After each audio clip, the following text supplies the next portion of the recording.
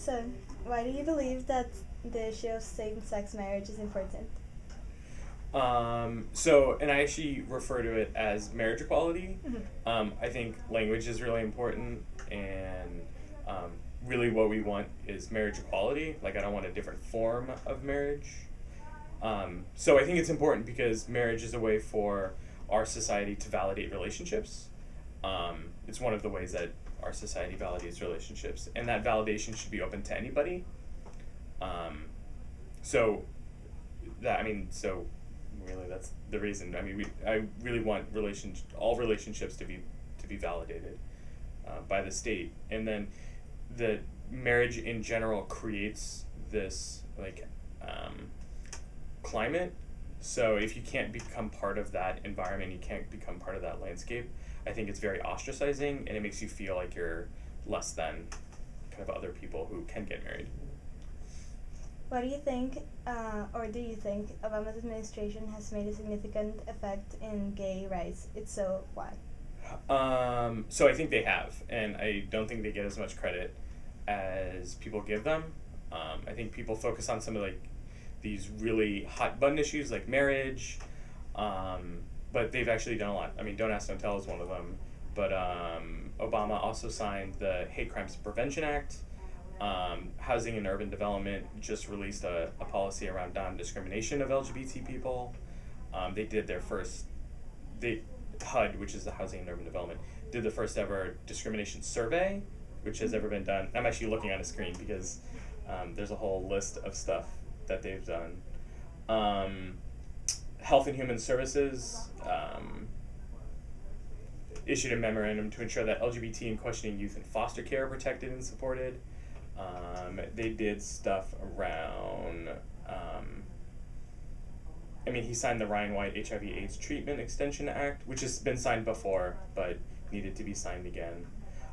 He's done stuff for LGBT elders, in creating a task force to look into issues that are faced by LGBT elders.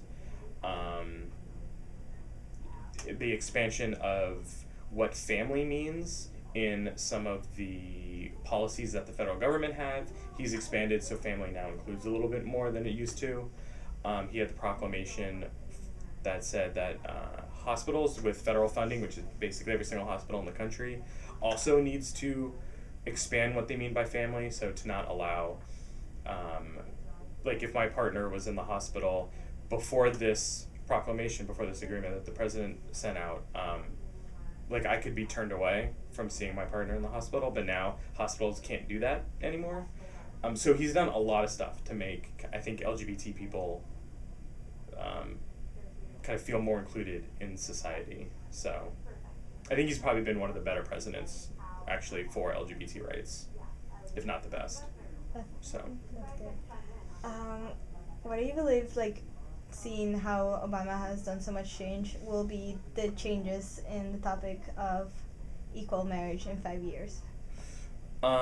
So I think the marriage equality movement has progressed quite a bit. To be perfectly honest, I don't think marriage is the thing we should be talking about. One of the things that I am kind of upset with this administration is not pushing Congress to pass the Employment Non-Discrimination Act, which would have a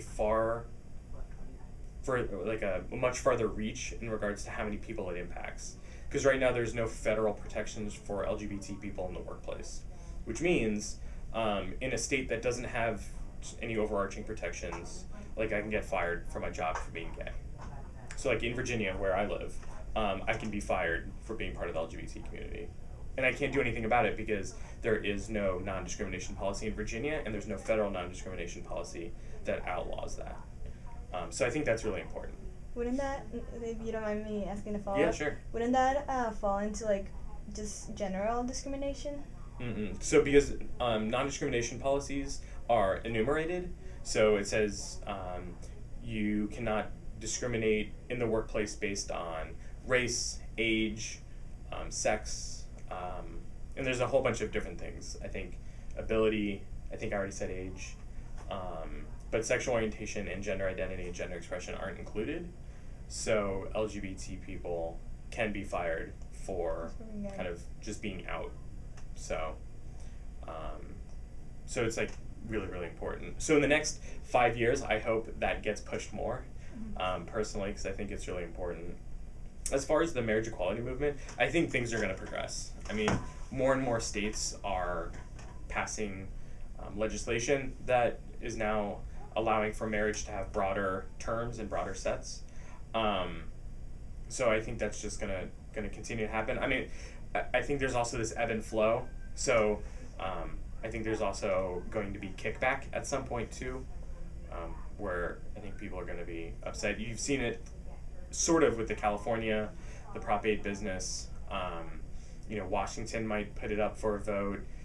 People in Maryland want to put it up for a vote. I think voting on civil rights is ridiculous. I don't think you should allow majority people to vote for minority rights.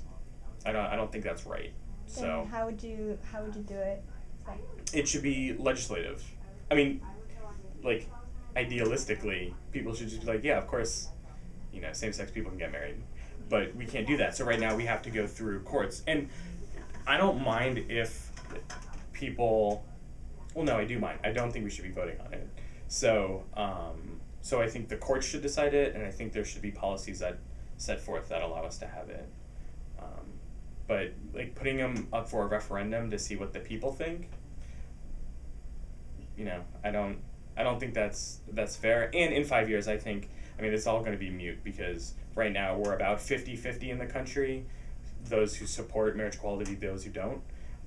So I think in 5 years it's just going to grow. So when they do these referendums, then I think the voting thing will just be in the favor of marriage equality.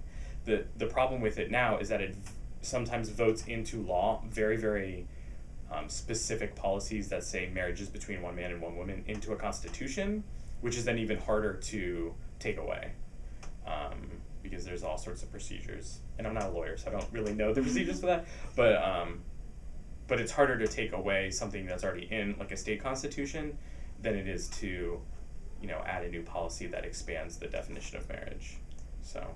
Yeah. Well, the follow-up after that was Washington is the sixth state to allow same-sex marriage. When California allowed same-sex marriage, then the Prop 8 came about. Are you concerned that that will also happen in Washington State, or that will become a pattern, kind of, in all of the other ones? I am concerned that it will become a pattern, that people who aren't for marriage equality will try to put it up for a vote, and then we'll have, like I said before, we'll have people voting on whether or not a minority should be included in an institution, and that those types of things, like a civil right, a right like that, should not be voted upon by the public. Like if we all voted today that, interracial marriages should be banned, would that be okay if we voted on that? And no, of course it wouldn't be okay if we voted on that, but it is okay in people's minds today to vote on this other inclusion of marriage.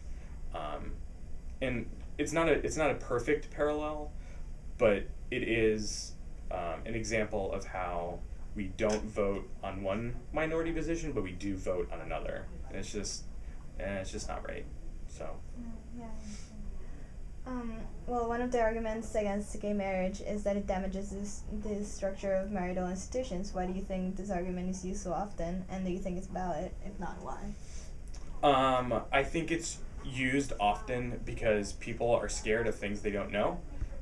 So I think proponents of people who don't want marriage equality, so people who want to keep marriage just between one man and one woman, they use fear tactics to say, oh, well, if two men or two women get married, then they'll probably want kids, and then their kids will become gay.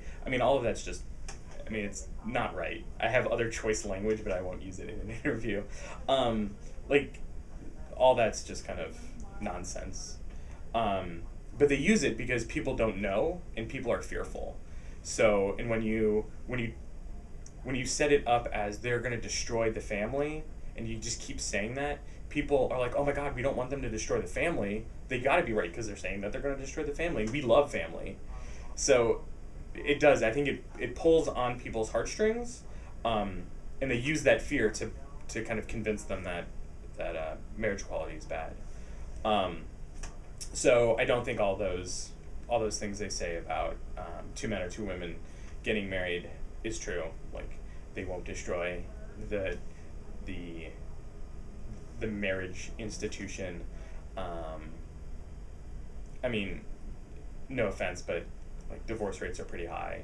So I think we need to re-examine kind of the marriage institution altogether. Like that institution, like, are we pushing people to get married too young?